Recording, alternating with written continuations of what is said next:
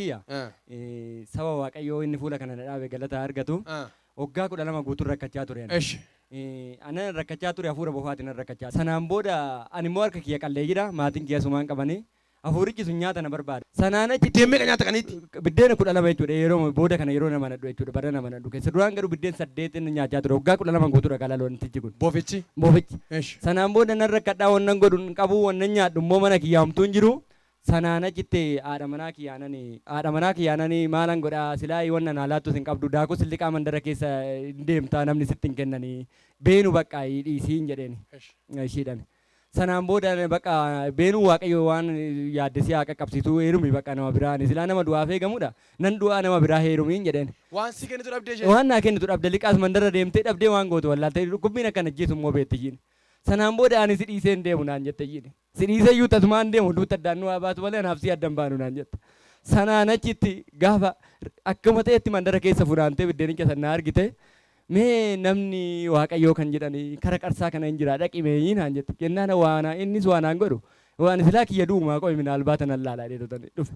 Gaafan dhufu isaan akkuma ammaa kana sabni bal'aadha saba keessaa harkisanii na baatanii kootu naan jedhan. Sanaan booda ati si beelachaa hafuura bofaatiin rakkachaa turte waggaa hedduu rakkachaa turte ati duudhaaf guyyaa 3 qofa si hafasiif kootu amma fayyitaa naan jedhan. Waggaa 12 irra teesseetta har'a guyyaa kennume. Innaa badaa abidda lafta abidda keessaa adeemu kottu na ilaan. Nan deema deemu macarrashaan kiyyaadha bakka macarrashaan kiyyaadha baay'ee nan galaataa ture har'a fayyisa bakka har'a fayyisa. Qoy afurii bofaa kuni maal goota kee teesse? Nan guba ka galaataa keessa nan guba biddeen nyaate bakka isaan matu nyaata. Biddeen ilaala simoo isaan nyaata biddeen? Biddeen sana nyaadha biddeen bakka nan beelechaa nan nyaadha bakka waan lecha bakka sirriitti. Afurii bofaa kun waggaa meeqa teesseetti? Waggaa 12. Waggaa 12. Har'a maqaa Yesuusiin waaqayyo rakkisaa kee salphisa. Ana gubdeen nufitte qaamichaa waggaa 12 ajjeesuudha biraan gaadhe na harkaa fuute kaa. Ana moo Yesuus? Yesuus fuudhe kaa hafuuruma isaatiin hojjettaati. Isatti ergate. Gisee saddeet sagalee guddaan iyyiitti lafaa dhugutu deemi. Sagalee guddaa abidda barbaadiri.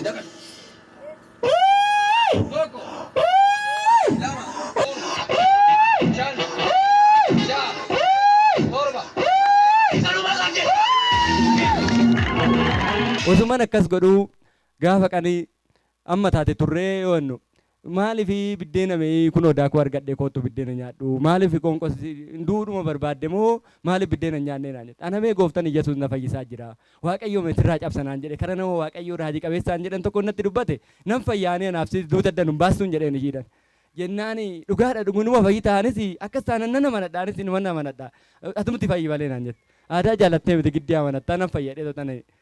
Sanaan booda gaafan urufa keessa deeman jira akka carraa'ii wantichi kun dhufee kokkeetti na rakkate dubbachuu na dhoowwee na rakkise yeroo sanitti waaqayyo ka gooftaa sila ammarreedha lubbuun koo gara kee dhufti foon kiyya badabalee humaayyuu miti akka fedha keetti na godhin jedheen gooftaadhaan. Sanaan booda bukkee kana deemicha na dhoowwee gooftaa akkamiree maal yaadde na fayyistamoo na ajjeeste naan edaa inni ka natti hin dubbanne malee akka yaadutti hin duutu naan jechaa jiraadhaan. Ergaanis ni qaba. Lafa onaa kana dhuftanii harka duwwaan galtan. Ameen. Dhugaadha. Harka duwwaan galtan. Ameen. Harka duwwaan galtan. Ameen. Harka duwwaan galtan. Ameen. Sanaan achitti bofichi sun ka'ee akka fincaanii na godhee surree hiikkadhee akkana silaa urufa yoon akkana jedhu dhugaadhuma waaqa bofti lama kana immoo eegamu gurguddaan kun utaaletu mana keessaa bu'ee qaamu waan jechaa.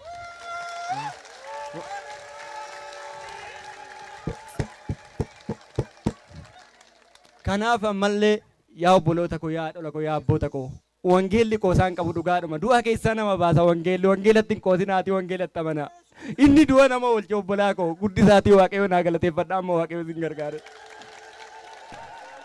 Ergasii biddeen meeqa nyaatta? Amma ergasii biddeena tokko duraan tokko iyyuu fixu amma ni tokko fixuu jalqabe balee biddeena ani hiina fiddu biddeena waa kanama irraa goota biddeena dhiisin jedhaan sana bakka hiinu itti ejaansu baay'ee itti ejaansu batte waaqayyo du'aa kaase tamma nama yoo warra waa'ee wangeelaan been waaqayyo du'aa kaasa nana mana akka du'aa kaasu maal akkamitti amanta abbaa warraa koo du'aa ka'e waan ta'eef du'aadha du'a guyyaa sadiitu naa ka'e waan ta'eef inni wangeelli du'aa kaasa nana mana isatti amanaa itti akka. Ergasii qe'een keessan maatiin keessan akkam ta'eera? Hundumtuu nagaadha anis nagaadha manni koo ijoolleen koo nagaadha ergasii hin beela'ee hin beeku ergan gaafa gooftaa amanadhee ta'e rakkadhees hin beeku.